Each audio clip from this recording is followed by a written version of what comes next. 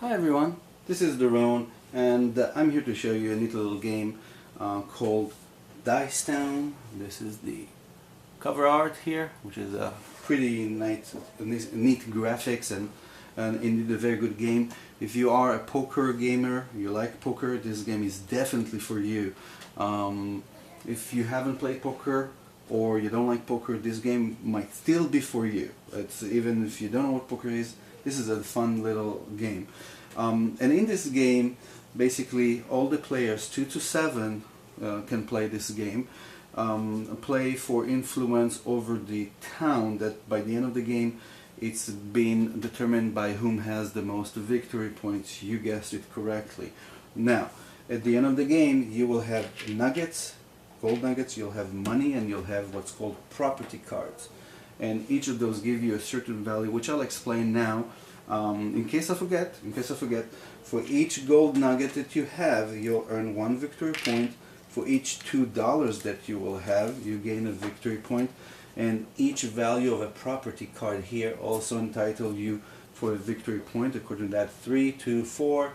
General store card, I'll explain later, also has some victory points associated with that. So you start the game with 5 dice, which basically you build your poker hand with.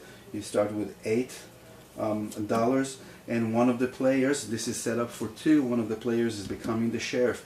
Sheriff has a certain ability, but whomever holds the sheriff cards at the end of the game also gets an additional 5 victory points bonus. So the way that this works is we're building a poker hand.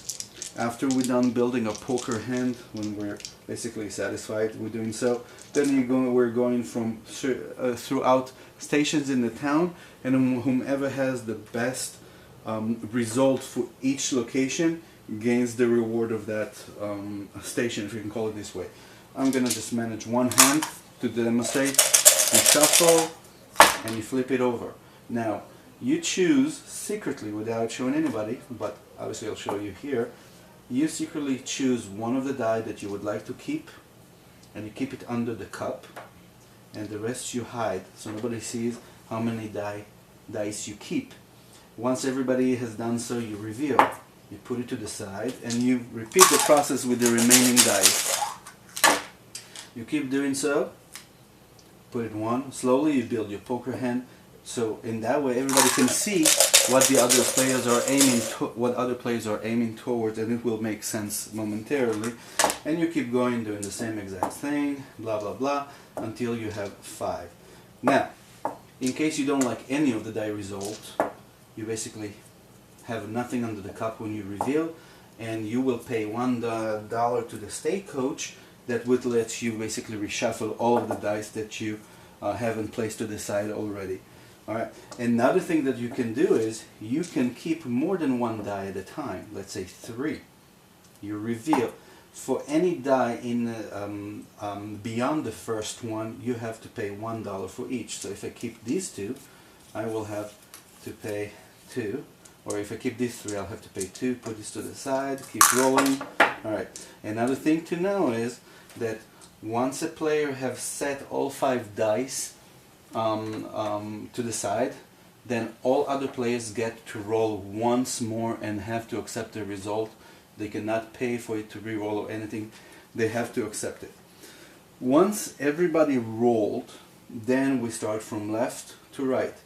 Whomever has 9s, I hope it can be seen in the camera clearly, whomever has 9s will earn a gold nugget in the amount of how many dice of 9s that they have in their hand. So let's say in this case, this person will earn 1. Now let me rephrase this. Only one person can get a reward at each station. So if this person has, let's say, 2 9s and this person has none or 1, obviously this person receives the reward. If there is a tie, then the sheriff would decide who gets the reward, which in this case, in a 2-player game, obviously the sheriff will decide for himself to take it. Now, in a more player game, when more players play this game, and let's say there are 2 players other than the sheriff that have a tie, and the sheriff needs to decide who's gonna claim the reward, the players can bribe the sheriff in, I believe, almost any way that they would like, by paying money, by giving him some nuggets, by almost any means that they can bribe that the sheriff will accept. Alright, so once the nuggets have been, the nuggets action have been resolved, we move to the bank. Whomever has the most tens, which is red here, claims the bank. Let's say this guy collects it. Once you do this, the money in the stagecoach that has been collected through actions of shuffling the dice, while shuffling the dice, this becomes your bank. If nobody has claimed the bank, then you add the money from here to the bank, I believe. That's how we've been playing it. Now the next person, whoever has a jack, a blue die, will collect a card from here. Now, whomever has the majority of jacks here, let's say 2 or 3, let's say this one has 3, he will collect 3 cards from here, look at them and keep 1, and returning the remaining 2 face down into a discard pile. Once this deck is depleted, you shuffle this deck and this becomes your new general store deck. The Saloon, whomever has the most queen dice result, he gets to steal a general card from another player. Now, if they have rolled, let's say, 3 queen dice, they will have the ability to select 3 cards from a player, assuming they have at least 3. Look at all of them, pick 1, keep it, and return the other 2 to that player. Sheriff, whomever has a king or the most kings, becoming the sheriff for the next round.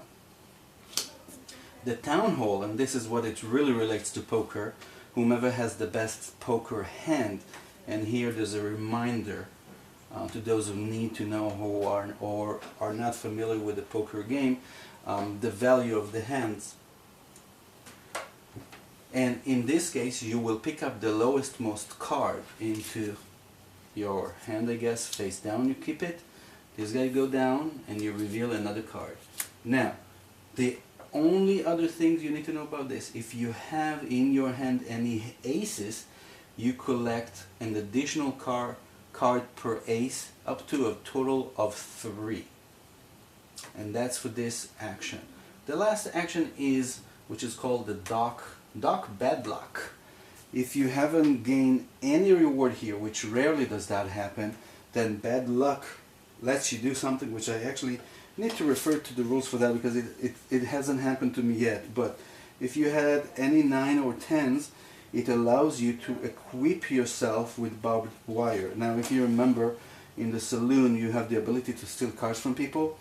It lets you take 2 property cards from your hand and put them face up on your table, and that way nobody can steal these cards from you. So that's a safe way to guarantee that you keep those cards. If you have a jack or a queen, it allows you to draw this card, and we're talking about this last action. It allows you to draw the top card here.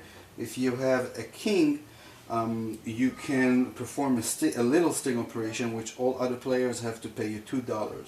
And if you have any ace, that allows you to perform a big sting where all other players have to give you 1 nugget. So this is really the basics of the game. Pretty simple. Graphically, you have reminders here that tell you what everything here does. It's very simple. And as a reminder, once you run out of nuggets or property cards, that's what triggers the game end. You compare the victory points between player, and whomever has the highest points wins the game. I appreciate if you can like this video if you found it informative. Subscription is greatly appreciated as well, and remember that sharing is caring. Thank you for watching.